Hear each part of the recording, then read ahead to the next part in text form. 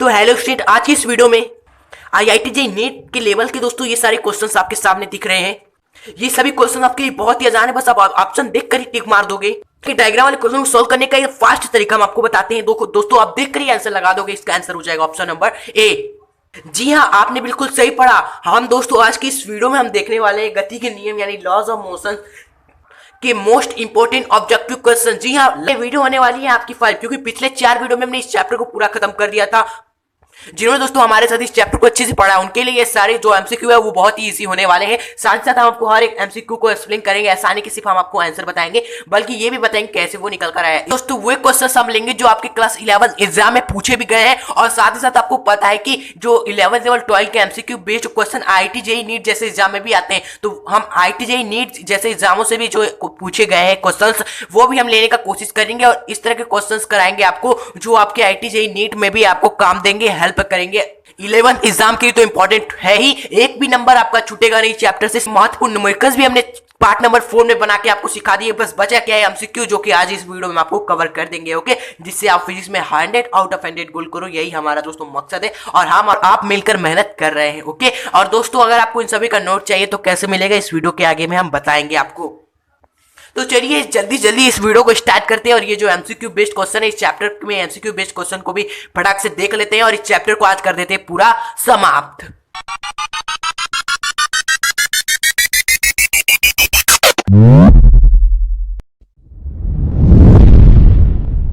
और आप वीडियो को अभी तक लाइक नहीं किया है तो आप सभी लाइक जरूर कर दिया कीजिए, जिससे हमें भी आपसे मोटिवेशन मिलता रहे। ओके, तो यहाँ पर क्वेश्चन नंबर 1 है यहाँ पर एमसीक्यू का। बस अचानक चलने पर उसमें बैठे यात्री पीछे की ओर गिर पड़ते हैं, यह उदाहरण है। तो आप सभी इसका आंसर पहचान गए हो कि बस अचानक चली तो जो यात्री उसमें बैठे हैं वो क्या है दोस्तों, विराम अवस्था में। जब बस हमारी दोस्तों यहाँ पर अचानक अभी रुकी हुई है, बस कहा गया अभी बस रुकी हुई, लेकिन अचानक जैसे ही अचानक दोस्तों ये स्टार्ट हुई, अचानक जैसे इसमें जो यात्री बैठे हैं जब ये रुकी थी तो ये भी विराम अवस्था में रुके थे, लेकिन जैसे ही अचानक चली तो ये विराम की में है, और यही विराम की जरूरत के कारण ये दोस्तों क्या है, पीछे की ओर गिर जा रहे हैं, या आगे जाने नहीं चाह रहे, विराम की जरूरत के कारण पीछे गिर जा रहे हैं। ओके, ये सभी चीजें जरूरत तो गैलीलियो का नियम, न्यूटन के तीनों नियम, संवेग आवेग, महत्वपूर्ण आंकी बस पहले वीडियो में बना रखा है चैप्टर में। अगर आपने नहीं सबके बारे में पढ़ा है तो आप देख सकते हो, डिस्क्रिप्शन बॉक्स में लिंक मिल जाएगा उसका। ओके, आइए दोस्तों दूसरा एमसीक्यू देखते हैं। बस अचानक मुड़ती है तो बस में खड़े यात्री बाहर की ओर गिर पड़ते हैं। अब देखिए यहाँ पर बस क्या है, अचानक मुड़ रही है। बस तो हमारी चल ही रही है भाई, ऐसे बस हमारी चल रही है, लेकिन जैसे ही मोड़ आ गया तो वो अचानक जैसे ही मोड़ पर मुड़ी तो जो उसमें बैठे यात्री है वह क्या आगे की ओर दोस्तों क्या है, गिरते हैं। इसमें जो भी बैठे यात्री हैं, मान लीजिए बस पे यहाँ पर बैठे यात्री है, जैसे ही बस अचानक मुड़ गई दोस्तों तो इसमें बैठे यात्री आगे की ओर फेंका जाते हैं। क्यों? बस हमारी इस दिशा में घूम गई तो इसमें बैठे यात्री को भी इस दिशा में जाना चाहिए ना। क्यों? वो इधर की ओर थोड़ा झुक जाता है, या खिड़की जो लगी होती है उसमें टकरा जाता है। क्यों? क्योंकि भाई वो जो व्यक्ति है वह इसी दिशा में गति कर रहा है, और इसी दिशा की जरूरतों के कारण यहाँ पर दिशा इस दिशा में गति कर रहा है, तो वह इसी दिशा में गति करना चाहता है, और इसी दिशा की जरूरतों के कारण वो क्या करता है, इधर की ओर गिर पड़ता है। अगर खिड़की लगी होती है तो उससे टकरा जाता है। ओके, जब ये कब होता है, जबकि कोई भी बस या कोई कार या कोई बाइक अचानक मोड़ पर मुड़ती है। तो यहाँ पर ऑप्शन नंबर सी हो जाएगा दूसरे का। ओके, आई होप आपको समझ में आ रहा होगा सभी एमसीक्यू का आंसर कैसे क्यों हो रहा है। ओके, अब तीसरा का एमसीक्यू देखते हैं आपके सामने है कि सीजीएस में बल का मात्रक ज्ञात कीजिए। ओके, यहाँ पर बल का मात्रक नाम सुनकर ही कई बच्चे न्यूटन लगा देते हैं, लेकिन इसके आगे देखिए लिखा क्या है, सीजीएस में बल का मात्रक निकालिए। अब सीजीएस प्रणाली दोस्तों अपने चैप्टर नंबर 1 में पढ़ा होगा। सीजीएस में मतलब क्या होता है कि जो भी आपका जो लंबाई होती है वो सेंटीमीटर में होनी चाहिए, जो द्रव्यमान होता है यहाँ पर वो ग्राम में होना चाहिए, ग्राम में, जी का मतलब ग्राम, एवं जो समय होना चाहिए वो किस में होना चाहिए, सेकंड में होना चाहिए। सीजीएस का मतलब ये होता है। हम अभी प्राणी यूज करते हैं, अभी वर्तमान में जो हम प्राणी यूज करते हैं दोस्तों, प्राणी जिसके आधार पर हम सवाल लगाते हैं वो एमकेएस प्राणी होती है, जिसमें हम लंबाई को मीटर में नापते हैं ना। हाँ सर, उसके बाद ये के का मतलब क्या है सर, किलोग्राम होगा, क्योंकि हम द्रव्यमान को अब हम इस वर्तमान में किलोग्राम ही क्या है, ऐसा ही मात्रक होता है। और जो समय होता है उसको हम सेकंड में नापते हैं। सेकंड यानी कि दोनों में सेकंड तो सेम ही है, केवल फर्क क्या हो जाएगा कि यहाँ पर इस मात्रक प्राणी में हम लंबाई को सेंटीमीटर में नाप रहे हैं, और हम किलोग्राम को किलोग्राम ना लेकर यहाँ पर ग्राम में केवल ले रहे हैं। ओके, तो यहाँ पर इसका आंसर आप न्यूटन नहीं लगाएंगे। सीजीएस में जो बल का मात्रक होता है वो डाइन होता है। ओके, और कई एग्जाम में पूछ लिया जाता है कि एक डाइन किसके बराबर होता है, एक डाइन किसके बराबर होता है। हम नहीं बता पाते, हमें क्या करना होगा, उसे सीजीएस में कन्वर्ट करना पड़ेगा। आप सभी जानते हो एक न्यूटन का जो बल होता है वह किसके बराबर होता है, 1 किलो द्रव्यमान एवं 1 मीटर पर सेकंड का जब उसमें त्वरण उत्पन्न हो जाए तो वो क्या होता है दोस्तों, 1 न्यूटन का बल होता है। बल हमारा किलोग्राम होगा, सीजीएस में ग्राम में बदल जाएगा, यानी कि 1 किलो लिखा हुआ है, इसे ग्राम में चेंज करेंगे तो यहाँ पर 1000 ग्राम लिखेंगे। आप सभी जानते हो किलो में 1000 ग्राम होते हैं, तो इसे हम सीजीएस में जा रहे हैं तो ग्राम में चेंज कर दिया और मल्टीप्लाई बाई यहाँ पर 1 मीटर है, सेकंड तो चेंज नहीं होगा, केवल मीटर को चेंज करना है, यानी कि 1 मीटर को हमें किस में करना होगा, सेंटीमीटर में यहाँ करना पड़ेगा, क्योंकि यहाँ पर लंबाई को मीटर में नहीं नापते, यहाँ पर सेंटीमीटर में नापते हैं। तो आप सभी जानते हो, आपको पता होगा कि 1 मीटर में 100 सेंटीमीटर होता है, यानी कि 100 सेंटीमीटर बटे सेकंड का स्क्वायर यहाँ पर आप लिख दोगे, क्योंकि सेकंड तो दोनों में सेम है, इसमें कोई छेड़छाड़ नहीं करेंगे। तो सिंपली दोस्तों एक डाइन बराबर किसके आगे, यहाँ पर 1000 है गुणे 100, 1000 गुणे 100 यानी कि 10 की पावर 5, हमने 3 जीरो यहाँ पर है, 2 जीरो यहाँ पर, सिंपली 10 के पावर 5 लिख दिया, इसका मतलब यही कि 1 लाख। ओके, तो एक डाइन किसके बराबर हो गया, 10 के पावर 5 ग्राम सेंटीमीटर प्रति सेकंड स्क्वायर। ओके, ये आपका क्या निकल कर है, एक डाइन का मान निकल कर है। कैसे दोस्तों निकाल लिया हमने, बस निकालना होता है, अगर आपको निकालना आ गया तो आपको याद करने की जरूरत ही नहीं है। ओके, कॉन्सेप्ट पता होना चाहिए कि सीजीएस का मतलब क्या होता है। ओके, आई होप आपको समझ में आया होगा। डाइन मात्रक होता है सीजीएस में, और डाइन किसके बराबर होता है, 10 के पावर 5 ग्राम सेंटीमीटर प्रति सेकंड स्क्वायर। ओके, अब आइए चौथा एमसीक्यू देखते हैं। 100 किलो द्रव्यमान का वाहन 5 मीटर प्रति सेकंड के वेग से गतिशील है, वाहन को 1 बटे 10 सेकंड में रोकने के लिए विपरीत दिशा में कितना बल लगाना आवश्यक है। स्टूडेंट, अगर आपको हमारी स्पीड अगर थोड़ी तेज लग रही हो तो आप यहाँ सेटिंग में जाकर वहां पे आप स्पीड को क्या कर सकते हो, कम कर सकते हो थोड़ा बहुत। ओके, वैसे हम कोशिश करते हैं कि धीरे से धीरे बोलने की। ओके, अगर आपको थोड़ा तेज लग रहा हो तो आप स्पीड थोड़ा कम कर सकते हो, अगर आपको धीमा लग रहा हो तो बढ़ा सकते हो, ये आपके हाथ में निर्भर है। ओके, तो आप अपना हिसाब से कर सकते हो। तो यहाँ पर इस एमसीक्यू को चलिए तुरंत इसका आंसर निकाल लेते हैं। जो वस्तु है उसका द्रव्यमान कितना है, जो दिया उसे लिखते हैं, क्योंकि यहाँ देखिए एक छोटा सा न्यूमेरिकल बेस्ड क्वेश्चन है जिसपे एमसीक्यू पूछ लिया जाता है। तो यहाँ पर वस्तु का द्रव्यमान है 100 किलो, यही है। हाँ, द्रव्यमान का वाहन 5 मीटर प्रति सेकंड वेग से, यानी कि जो उसका वेग है कितना है सर, यहाँ पर 5 मीटर प्रति सेकंड है, वेग दिया हुआ है। ठीक है सर, गतिशील है, वाहन को 1 बटे 10 सेकंड में, सर यहाँ पर समय भी दिया हुआ है कितना, 1 बटे 10 लिख देते हैं, इसके 1 बटे 10 सेकंड में रोकने के लिए विपरीत दिशा में कितना बल लगाना आवश्यक है। बल बराबर क्या होता है, एम ए होता है। ठीक है, एम ए होता है, कोई बात नहीं, लेकिन बल का एक और सूत्र होता है जो हमने आपको पढ़ा रखा है, क्या होता है, संवेग में परिवर्तन बटे जो समय लग रहा है परिवर्तन में, ये भी फॉर्मूला होता है। कहीं कहीं दोस्तों हमें त्वरण नहीं दिया होता है तो हमला यूज करते हैं दोस्तों, क्योंकि कहीं हमें त्वरण ना देकर ये हमें वेग दे दिया रहता है, जो कि यहाँ पर देखिए साफ दिख रहा है। जब हमें वस्तु का जो वेग है कितना मीटर प्रति सेकंड है और यहाँ पर समय भी दिया हुआ है, तो ये फॉर्मूला यूज करके बल निकाल लेंगे। ओके, देखिए द्रव्यमान है वस्तु का सर यहाँ 500 किलो, वेग है वस्तु कितना वेग से जा रही है 5 मीटर प्रति सेकंड, एवं समय लग रहा है 1 बटे 10, यही आपका बल होगा। तो सिंपली इसको सॉल्व करेंगे तो आपका 5000 न्यूटन आएगा, तो यहाँ पर आप टिक लगा देंगे। ओके, आइए आगे बढ़ते हैं, पांचवा एमसीक्यू देखते हैं। पांचवा है, यदि एक वस्तु क्षैतिज तल पर रखी है, वह तल व वस्तु के बीच घर्षण बल F है तो सही है। तो हमें निकालना है घर्षण बल F यहाँ पर किसके बराबर है, कौन सा संबंध सही है घर्षण बल का। ओके, तो आप सभी को पता होगा, हमने पढ़ा रखा है पार्ट नंबर 3 में घर्षण बल को पूरा पढ़ा रखा है, सब कुछ घर्षण बल के सभी नुकस करा रखे, जिन्होंने देखा है तो आप सभी को पता होगा घर्षण बल किसके बराबर होता है, म्यू एन के बराबर होता है। एन हमारा क्या होता है, नॉर्मल रिएक्शन जो हम लगाते हैं कि किसी वस्तु पर लंबवत जो लगता है वो नॉर्मल रिएक्शन होता है, लेकिन नॉर्मल रिएक्शन कहीं पर नहीं है, यानी कि हमें नॉर्मल रिएक्शन मान निकालना होगा। कैसे निकालेंगे सर, यहाँ पर हिंट दिया हुआ कि यदि एक वस्तु क्षैतिज तल पर रखी हुई है, क्षैतिज तल का मतलब क्या होता है बच्चों, एक क्षैतिज तल इस तरह स्ट्रेट यहाँ पर धरातल की तरह यहाँ पर लाइन खींच दिया और इसी पे ये वस्तु रखी हुई है। एन कहाँ पर लगता है, सतह के लंबवत, यानी कि जो एन लगेगा वो सतह के लंबवत एन ए से लगेगा। ओके, और कोई बल लगेगा, हाँ सर, वस्तु पर गुरुत्व बल लगेगा जिसका मान होगा mg। ओके, ये नीचे की ओर mg लगेगा, ऊपर की ओर नॉर्मल रिएक्शन लगेगा, यानी कि दोनों बल क्या है विपरीत दिशा में, और वस्तु क्या है रखी हुई है, वस्तु गति नहीं करी है, वस्तु रखी हुई है। तो यहाँ पर नॉर्मल रिएक्शन सीधे कर सकते हो mg के बराबर होता है,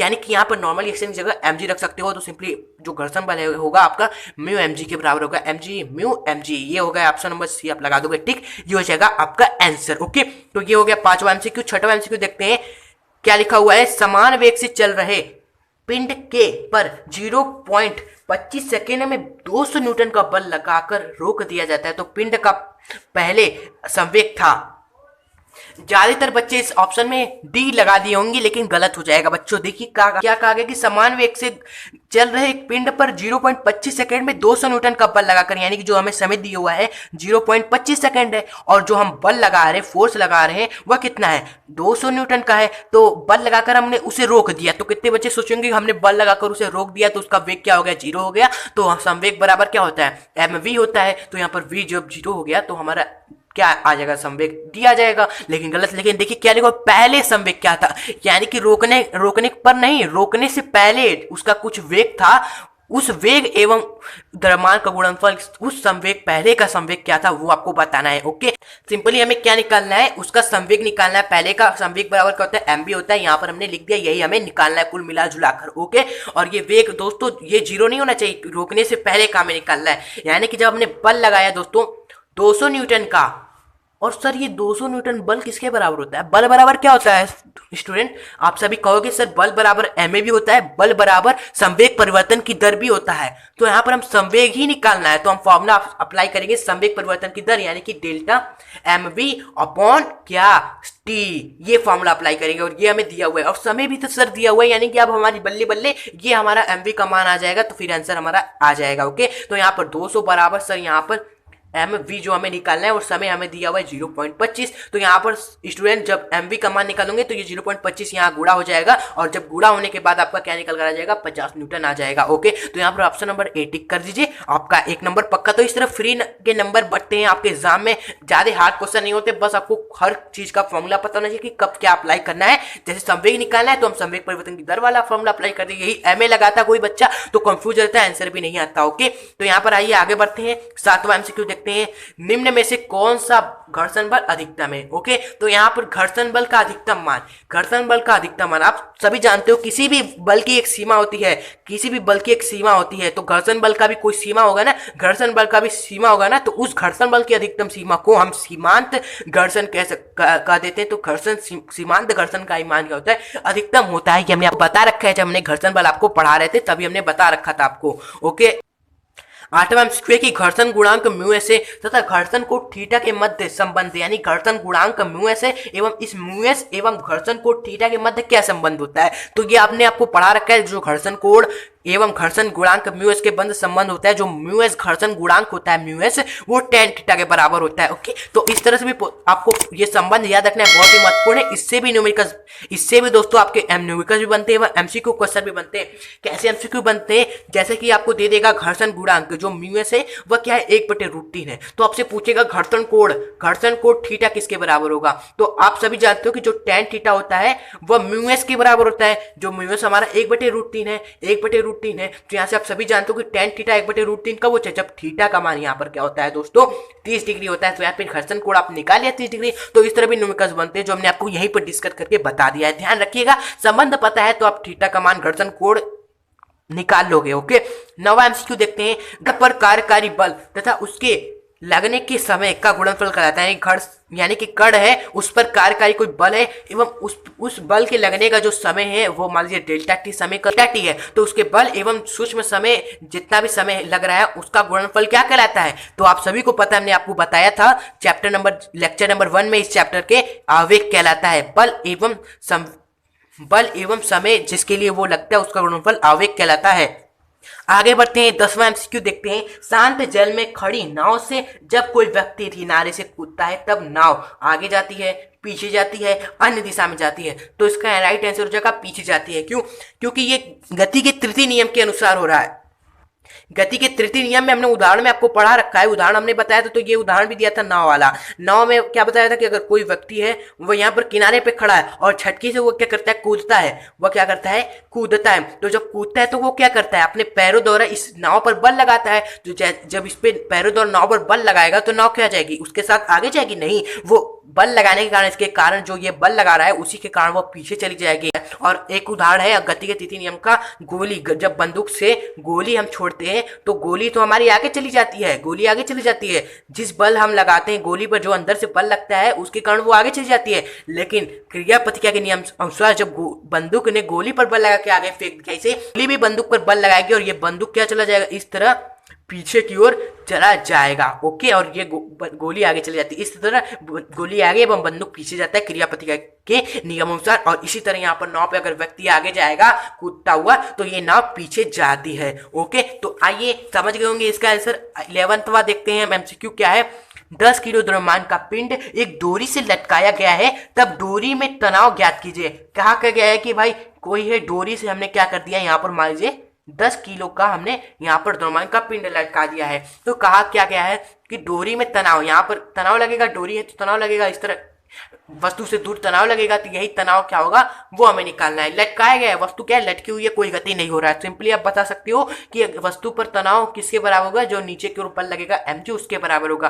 तो तनाव बराबर क्या हो जाएगा, mg यानी उसका द्रव्यमान गुणे गुत्ती त्वरण। यहाँ पर आप ले लें 9.8, अगर आपको नहीं दिया हो तो आप 9.8 रखें, तो सिंपली 98 न्यूटन का जो होगा तनाव भी होगा, क्योंकि वस्तु रखी हुई है, केवल लटका हुआ है, वस्तु गति नहीं कर रहा है, तो ऊपर नीचे के बल बराबर होंगे। अगर त्वरण उत्पन्न होता है वस्तु में तब ये ऐसा स्थिति नहीं होता है। तो ये अपने न्यूमेरिकल्स में आपको समझा रखा है, अगर वस्तु पे कोई त्वरण उत्पन्न नहीं होता है तो ऊपर नीचे दाएं बाएं के बल बराबर होते हैं, लेकिन त्वरण उत्पन्न होता है तो क्या करना है, तो आपको सिखाई रखा है। ओके, तो इसका आंसर आप बी लगा देंगे। ओके, आपके लिए बहुत जरूरी है चैप्टर को अच्छे से पढ़े। 5 पार्ट में ये चैप्टर पूरा समाप्त कर दिए, ये 5वां पार्ट चल ही रहा है एमसीक्यू का। अगर आपको चैप्टर अच्छे से पढ़ना है तो आप हमारे सभी वीडियोस देख सकते हो, लिंक डिस्क्रिप्शन बॉक्स में मिल जाएगा इस चैप्टर का। ओके, आइए 12वां एमसीक्यू देखते हैं। 12वां एमसीक्यू क्या है। हाँ, वीडियो अच्छी लग रही हो तो प्लीज लाइक जरूर करिएगा, इसी से हमें मोटिवेशन मिलता है। और चैनल को भी सब्सक्राइब करें, जिससे आप हमारी ऐसी ही वीडियोस आती रहती हैं, उसकी नोटिफिकेशन आपको सबसे पहले मिल जाए। ओके, 12वां एमसीक्यू क्या है कि 2 किलो द्रव्यमान का पिंड फर्श पर रखा है, स्थिति घर्षण गुणांक 0.4 है, 2 न्यूटन का बल F चित्तानुसार लगाया जाता है, तो घर्षण बल होगा। देखिए चित्ता जो भी बताएंगे आप चित्र भी बनाकर यहाँ पर दिया हुआ। ये सभी दोस्तों क्वेश्चन आपके लिए बहुत इंपॉर्टेंट है, क्योंकि आईटी नीट जैसे एग्जाम में भी डायग्राम संबंधी प्रश्न आते हैं उनके, इसलिए हम आपको इस तरह भी क्वेश्चन करा रहे हैं, जिससे आप आगे बड़े एग्जाम के लिए भी थोड़ा बहुत प्रिपेयर रहो। ओके, तो यहाँ पर क्या है, वस्तु का द्रव्यमान क्या है, 2 किलो है, एवं ये क्या है, 36 पे रखा हुआ है, पिंड फर्श पर रखा हुआ है, स्थैतिक घर्षण गुणांक है, यानी कि जो फ्रिक्शन तो हम सभी जानते हैं, जब हम इस पे 2 न्यूटन का बल लगाया इधर की ओर, जो हमने इधर की ओर बल लगाया, तो फ्रिक्शन क्या होगा, पीछे की ओर आएगा। और ये फ्रिक्शन किसके बराबर होता है, म्यू एन के बराबर होता है, जिसमें म्यू का मान हमें दिया हुआ है 0 पॉइंट कितना है, 4 है। ओके, नॉर्मल रिएक्शन हम सब निकाल लेंगे, हम सभी जानते हैं नॉर्मल रिएक्शन ऊपर लगेगा, mg नीचे लगेगा, और ये आगे जा रहा है वस्तु, ऊपर नीचे तो जा नहीं रहा है, तो सिंपली यहाँ पर नॉर्मल रिएक्शन बराबर हो जाएगा mg के। तो यहाँ पर नॉर्मल रिएक्शन का मान निकाल लेंगे, m है वस्तु का क्या है, 2 किलो है, गुरुत्वीय त्वरण यहाँ पर कितना है, मान लीजिए दोस्तों आप गुरुत्वीय त्वरण यहाँ पर 10 मीटर प्रति सेकंड के बराबर है। यहाँ पर प्रश्न में दोस्तों दिया था, लेकिन हमने यहाँ पर मिस्टेक से लिखा नहीं है, तो यहाँ पर आप 10 मीटर प्रति सेकंड स्क्वायर डाल लीजिए गुरुत्वीय त्वरण, तो यहाँ पर सिंपली नॉर्मल रिएक्शन किसके बराबर हो जाएगा, 20 न्यूटन के। तो यहाँ पर आप 20 का मान रखें और घर्षण निकाल लीजिए, घर्षण बराबर किसके आ जाएगा, 0.4 मल्टीप्लाई बाई 20 कितना, 1 न्यूटन का। और भग से दोस्तों कई स्टूडेंट लगा देंगे ए ऑप्शन, जो कि बिल्कुल गलत होगा। देखिए हम बल लगा रहे हैं इसे आगे की ओर 2 न्यूटन, क्या घर्षण बल 8 न्यूटन, घर्षण बल हमने निकाला 8 न्यूटन का, हमने बल लगाया इधर की ओर दोस्तों, हम बल लगा रहे हैं 2 न्यूटन का, और इधर की ओर जो बल लगा रहे हैं 8 न्यूटन का, ये तो गड़बड़ हो गया है ना। अब बताइए क्या फ्रिक्स, हमने जब बल लगाया 2 न्यूटन का, जब घर्षण और इधर ज्यादा लग रहा है ना, इधर 8 न्यूटन का बल लग रहा है वस्तु पे घर्षण बल द्वारा, एवं हम लगा रहे हैं इस पे 2 न्यूटन का बल। ओके, वस्तु क्या है, रुकी हुई है, आगे नहीं जा रही है, तो ये कैसे संभव हो सकता है, घर्षण बल अगर इधर 8 न्यूटन का बल लगाएगा तो ये वस्तु पीछे आनी चाहिए, लेकिन नहीं पीछे नहीं आ रही। इसका मतलब क्या है, जितना हम बल लगा रहे हैं घर्षण बल भी अपने आप समायोजित होकर उतना ही इधर की ओर लगा रहा है। हमने आपको बताया था ना एग्जाम्पल में कि हम वस्तु पर लगा रहे थे 5 न्यूटन का बल, लेकिन वस्तु आगे नहीं जा रही थी, 10 न्यूटन का बल लगा रहे थे तो अभी आगे नहीं जा रही थी। इसका मतलब क्या था, जब हम 5 न्यूटन का बल इस पे लगा रहे थे तो घर्षण बल भी 5 न्यूटन यहाँ पर आ रहा था, तब हम यहाँ पर 10 न्यूटन का बल आगे लगा रहे थे तो पीछे की ओर घर्षण बल भी 10 न्यूटन दे रहा था। ओके, तो यहाँ पर वस्तु पर घर्षण बल अधिक है, लेकिन हम जो बल लगा रहे हैं वो कम है, तो इसका मतलब क्या है कि वस्तु रुकी हुई है, तो इसका मतलब घर्षण बल भी थोड़ा कम जितना हम लगा रहे हैं उतना ही देगा पीछे, 2 न्यूटन। तो इसका आंसर डी आप लगाएंगे। कंफ्यूज नहीं होना है, अच्छे से समझना है चैप्टर को। एक क्वेश्चन है जिसका आंसर आपको कमेंट बॉक्स में जरूर कमेंट करके बताना है। ये आपके लिए क्या प्रश्न कि एक व्यक्ति का द्रव्यमान 30 किलो का है, वह 2 मीटर प्रति सेकंड स्क्वायर की त्वरण से गति कर रहा है, तो उस पर लगने वाला बल क्या होगा। ओके, ये बल जो लगता है वो क्या होगा, आप सभी जानते हो बल बराबर होता है F बराबर m है। तो ये फॉर्मूला अप्लाई करके बताइए आंसर क्या होगा, A B C D कौन सा होगा। कमेंट बॉक्स में भी जस्ट कमेंट करें, इससे हमें भी पता चले आपको कितना समझ में आ रहा है। ये दोस्तों रुक्ष आनत तल पर पिंड के नीचे की ओर गति करने की स्थिति में त्वरण होता है। तो ये दोस्तों आपको फॉर्मूला पता होना चाहिए, तभी आप इसका आंसर दे पाओगे। हमने बताया था दोस्तों, ये पढ़ाया है हमने कि जब भी रुक्ष आनत तल पर अगर पिंड नीचे की ओर गति करने की स्थिति में होता है तब उस पर जो त्वरण होता है साइन थीटा माइनस का म्यू कॉस थीटा होता है। ये कैसे निकल कर आया ये भी हमने आपको वहां डेरिवेशन करके बताया था और न्यूमेरिकल्स भी कराए थे इसमें रिलेटेड। ओके दोस्तों हमने आपको दिया है, जिससे आप ये ध्यान रखो, ये याद रखो, जो नीचे आता है जब पिंड रुक्ष आनत तल पर, यहाँ पर रुक्ष आनत तल इस तरह है, पिंड क्या कर रहा है नीचे की ओर आने पर जो उस पर त्वरण उत्पन्न होगा वह इसके बराबर होता है। 14वां एमसीक्यू है कि समतल सड़क पर कार की गति के लिए मोड़ पर कार की अधिकतम यहाँ लिख दीजिए, अधिकतम चाल संभव चाल होगी। जो भी अधिकतम चाल है मोड़ पर कार को मुड़ने के लिए, ये कार आ रही है तो मोड़ पर मुड़ने के लिए जो अधिकतम चाल होनी चाहिए वी मैक्स, वो पूछा है किसके बराबर होगी। तो ये वी मैक्स से बराबर होता है यहाँ पर म्यू एस जी आर के बराबर होता है। म्यू एस घर्षण गुणांक होता है स्थैतिक, एवं जी आर तो आपको पता है आर होती है त्रिज्या इस सड़क की, जो भी केंद्र से त्रिज्या होगी वो, एवं जो हमारे जी होता है वो आप सभी जानते हैं गुरुत्वीय त्वरण होता है। ये अंडर रूट में लेने पर वी मैक्स मिलता है। ओके तो यहाँ पर वी मैक्स क्या निकल कर आया, म्यू एस जी आर निकल कर आया, और इसका डेरिवेशन भी करा रखा है जब हमने आपको घर्षण बल पढ़ा रखा था। ओके तो यहाँ पर ये हमने फॉर्मूला आपको याद ध्यान रखना है। न्यूमेरिकल्स भी बनते हैं एवं ऑब्जेक्टिव क्वेश्चन में इसलिए पूछा जाता है कि अगर आपको म्यू एस दे दिया है मान लीजिए 0.1 एवं जी दे दिया है आपको 10 एवं आर आपको दे दिया है 100 मीटर की त्रिज्या है। ओके तो आपको वी मैक्स पूछा कितना होना चाहिए, तो बस यही फॉर्मूला अप्लाई करोगे आपका आंसर आ जाएगा 0.1 मल्टीप्लाई बाई 10 मल्टीप्लाई बाई 100। तो यहाँ पर आप सभी इसको सॉल्व करोगे तो आपका निकल कर आ जाएगा 10 मीटर प्रति सेकेंड। ये आपकी चाल होनी चाहिए। अगर आप इससे अधिक चाल से यहाँ पर मुड़ोगे तो आप भग से यहाँ पर गिर जाओगे। अगर इससे कम रहेगा तो आसानी से चल जाओगे, लेकिन इससे अधिक होगा तो आप क्या करोगे यहाँ पर गिर जाओगे मोड़ पर। तो इस फॉर्मूले को भी ध्यान रखिएगा, न्यूमेरिकल्स आपके एग्जाम में बनते हैं इस फॉर्मूले से। ओके 15वां एमसीक्यू देखते हैं दोस्तों, लास्ट एमसीक्यू है, बहुत ही मस्त एमसीक्यू है और बहुत ही आसानी से आप कर सकते हो, लेकिन बच्चे इसमें ज्यादातर कंफ्यूज रहते हैं। देखिए हम आपको ट्रिक बताते हैं। एक घर्षणहीन यानी कि जो फ्रिक्शन है वो है ही नहीं। यहाँ पर 36 तल पर चित्तानुसार 3 ब्लॉक जुड़े हुए हैं। यहाँ पर 36 तल है, 3 ब्लॉक इस तरह जुड़े हुए हैं। हमें पूछा है प्रत्येक ब्लॉक का जो है त्वरण उत्पन्न कितना त्वरण उत्पन्न होगा। त्वरण उत्पन्न कब होता है, जब उस पर बल लगाया जा रहा है। तो यहाँ पर बल भी लग रहा है 40 न्यूटन का। ओके तो यहाँ पर हमें त्वरण निकालना है। तो आपको कोई भी दोस्तों मेहनत करने की जरूरत नहीं है, बस आपको एक फॉर्मूला अप्लाई करना है, F बराबर एम में। आप सभी जानते हो बल बराबर होता है द्रव्यमान गुणे त्वरण। तो यहाँ पर त्वरण हमें निकालना है, तो त्वरण किसके बराबर होगा सर, F बटे एम होगा। ओके बल हमें पता है 40 न्यूटन का हम लगा रहे हैं, और द्रव्यमान हम किसका रखें, 2 किलोग्राम इसका है, 8 किलोग्राम इसका है, 10 किलोग्राम इसका, किसका द्रव्यमान हम नीचे रखें, हमें कुछ जरूरत नहीं। आप तीनों का यहाँ रख दीजिए, द्रव्यमान तीनों का है, यहाँ पर इसका 2 है, यहाँ पर इसका 8 है, यहाँ पर इसका 10 है, तीनों का रख दीजिए यहाँ पर। तो 40